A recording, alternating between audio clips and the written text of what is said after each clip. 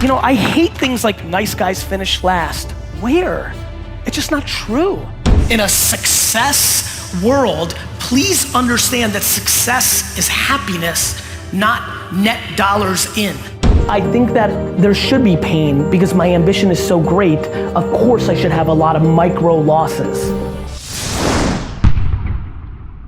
Need motivation? Watch a top 10 with Believe Nation. What's up, Believe Nation? It's Evan. I believe in you, and this channel is designed to be a part of your daily success routine. So let's get your motivation to a 10 and get you believing in you. Grab a snack and chew on today's lessons from a man who went from being born in the Soviet Union, operating lemonade stands growing up as a kid, to becoming a wine critic who grew his family business from $3 to $60 million and now has aspirations to become the greatest entrepreneur of our generation. He's Gary Vaynerchuk, and here's my take on his top 10 rules of success, volume 14. Also, if you want to know what Gary and other successful entrepreneurs have to say about building unstoppable confidence, check out my 254 Confidence series, where every day for the next 254 days, I will send you a morning video for free to help you build your confidence. The link to join is in the description below.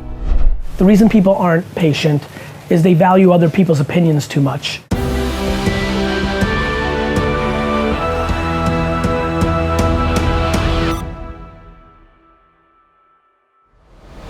Okay, let's kick it off with rule number 1. Have self-awareness. The number one thing you need to do is deploy self-awareness about yourself and how you want to communicate and what you want to communicate. The reality of trying to be successful is super fascinating. Everybody has the ambition or thought process of living a 1% life, but the far majority have no interest in putting in the work ethic of the 1% that is required for that life. And that's fine. You know, another thing that's a complete contradiction is how many people I know that are far happier when their business, the amount of people, and I've really looked at a lot of businesses at this point, you know, hundreds of thousands probably over the last 20 years because of my investing career. There's so many people that have a business that makes them $200,000 a year. They want to grow, and then when it goes to $280,000, they went from extremely happy to miserable on that small of a delta. You know, please, in a success world, please understand that success is happiness, not net dollars in.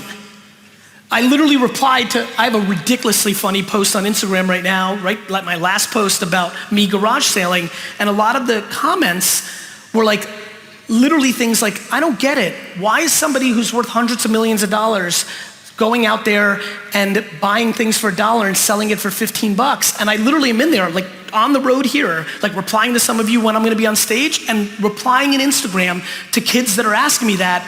I'm replying, happiness. I, Gary, as a human, get dramatically happier when I go to a garage sale and buy something worth 20 bucks for $1 and get the high of discovering it and knowing that I'm gonna pay $1 and sell it for 20 than I do when I land a $7 million deal for VaynerMedia. And by the way, there's no comparison. That's just who I am. Rule number 2, play outside the rules. You know, I hate things like nice guys finish last. Where? It's just not true. Nice guys might be losing at halftime, but they win the game. Nice guys always win. It's just so crazy, all this fodder in the system that isn't true. All the faking it till you make it as a fashion brand that's a lead, or at what every single 23-year-old male in the world is doing, which is fronting on Instagram because boys want girls, you know?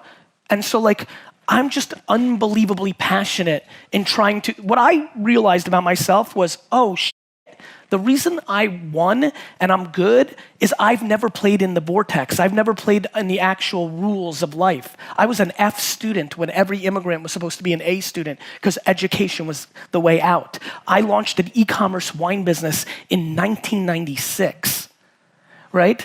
Like that wasn't, I have a sneaker. Thanks for wearing them. Like I've always done things that don't make sense. I play outside of the actual game, and that has been where all my happiness has come from. And so many things have become obvious to me by playing outside of the rules. Playing outside of the rules is the best. And that's where I want people to understand we are pandering to so many things that just aren't true.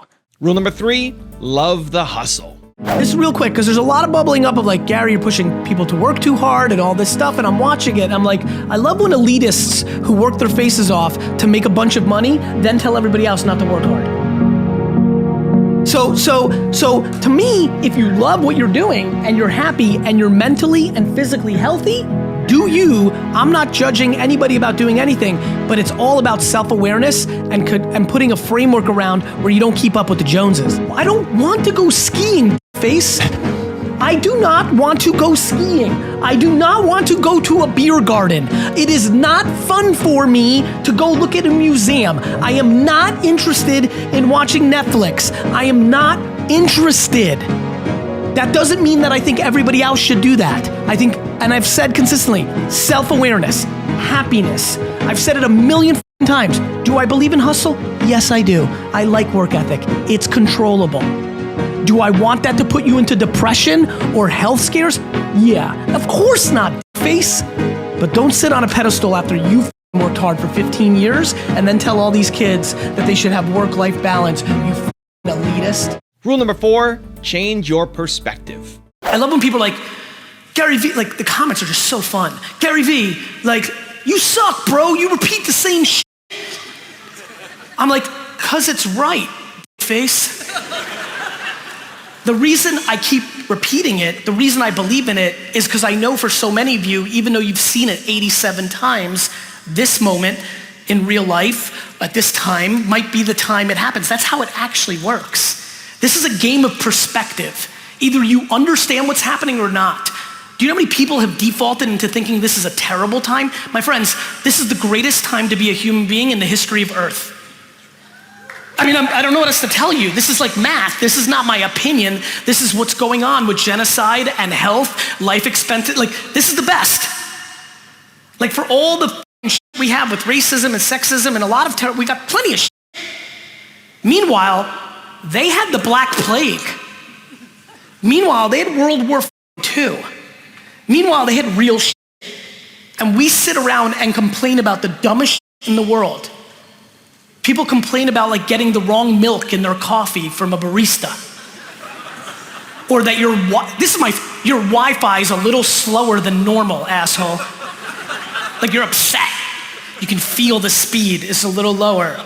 Or you got a few less likes than you're usually getting on a post. Like the stuff that we actually spend time on is fascinating.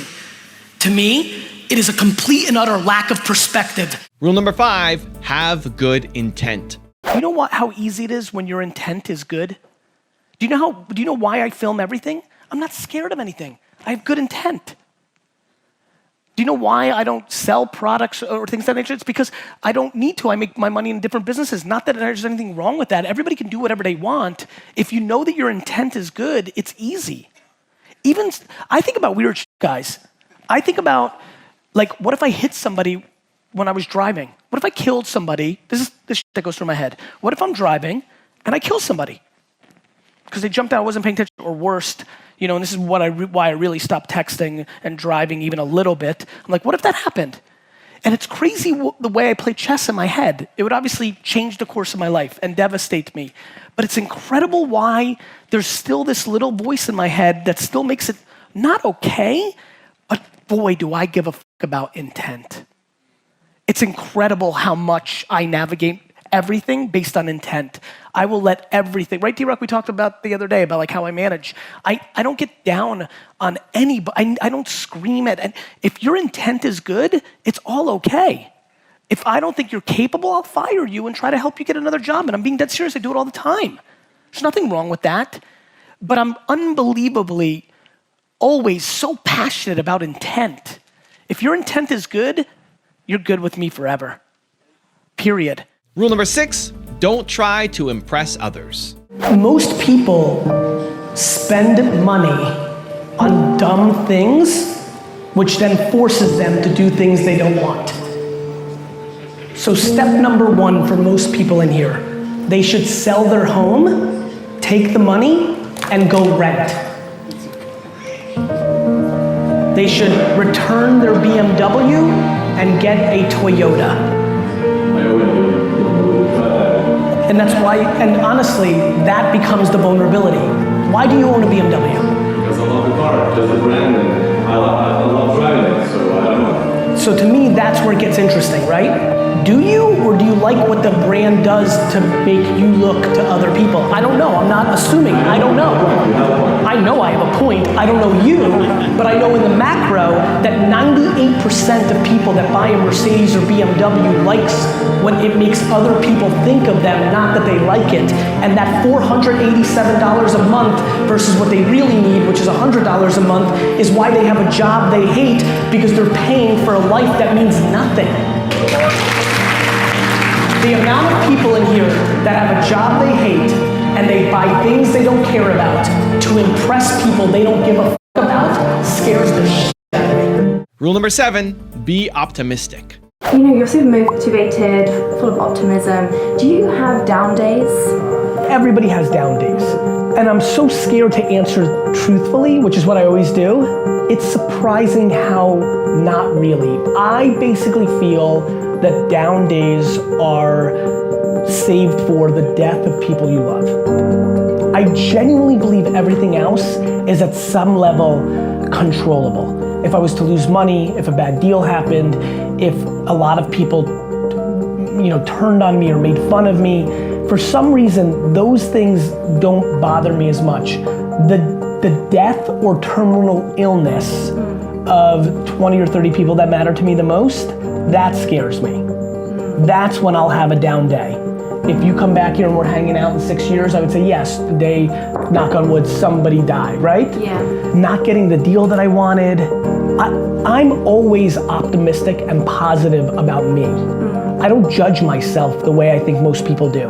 Yeah. I don't beat myself up when I have a bad hour, day, week, or month. And that's what I think most people do. Rule number 8, don't create friction for your audience.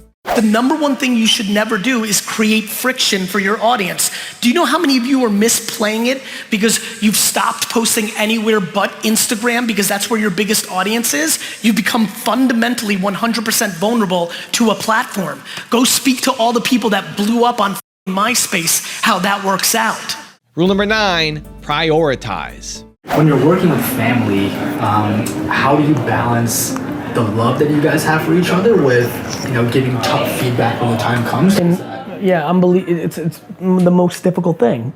Business is business, and family is family, and those are two. Blood is thicker than water. These are unbelievably difficult things. To me, it's like a 50.1. It's not even 51.49 that I like to throw around. Family businesses are more 50.1 to 49.9, where you have to be all about the family. As you can imagine, if you actually understand what I just said, it leads to a lot of tough conversations and a lot of conflict and a lot of being very careful and threading the needle very carefully. At the end of the day, for me personally, I was always in a position in the family business where I was making the core operational decisions, so I had to put the logo ahead of anything else in the micro.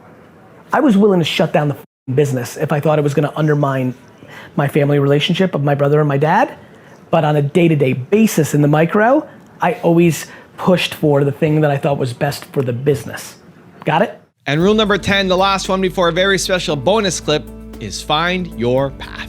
I weirdly like losing. I like going through the process of trying to win. You like a bit of pain? I do like a little bit of pain. I do like a struggle, because right? because I think it's appropriate for my ambition. Yeah. I think that there should be pain because my ambition is so great. Of course, I should have a lot of micro losses. Yeah. Champions lose rounds. They sometimes even lose fights. Muhammad Ali lost 5 times, but he's an all-time legend, or 6, Yeah. What was great for me was because I was an entrepreneur, I tested it from the beginning. I was learning at 5, 6, 7, 8, 9, 10, 11, 12, 13. So by the time I was 22, I was a veteran in my craft. I wasn't just starting. Most people are in school and just start at 22. Yeah. I was an old player in my game at 22. I'd been selling and building businesses my whole life, for real. I know people know my narrative, at least the ones that are watching that know. I don't think they actually really know. I really did business every minute, always, my whole life. It's what I'm passionate about. It's what I loved. In the summer, I chose to wash people's cars for money. I chose. Now, I've got a really special bonus clip from Gary on how to have a strong why that I think you're really going to enjoy.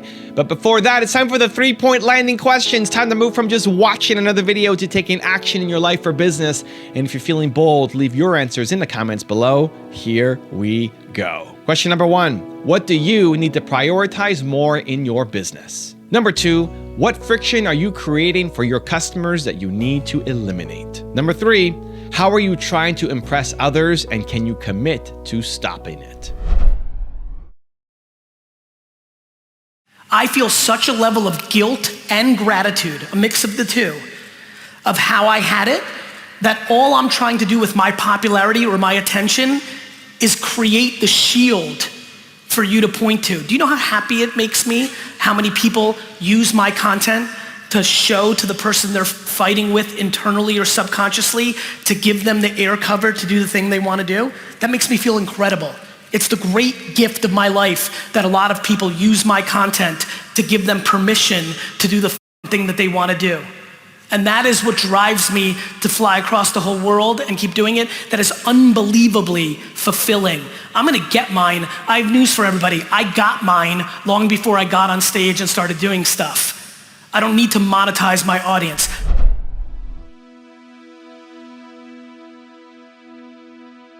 If you want more Gary, check out the top 50 rules video I made on him. The link is right there next to me. I think you'll enjoy it. Continue to believe, and I'll see you there. My ability to only be comfortable in massive chaos has been my biggest asset as an entrepreneur. Like, I would never take a note.